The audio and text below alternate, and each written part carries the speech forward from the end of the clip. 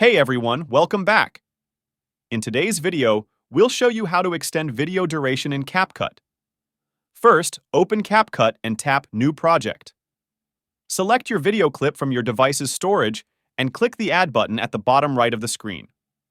Once your video is on the timeline, tap the Edit button at the bottom left. This will prompt several options.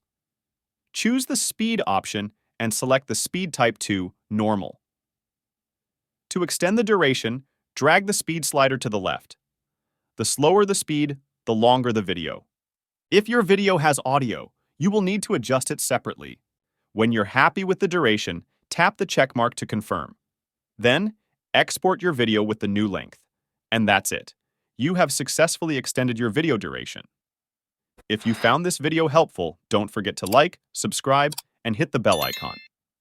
Thanks for watching.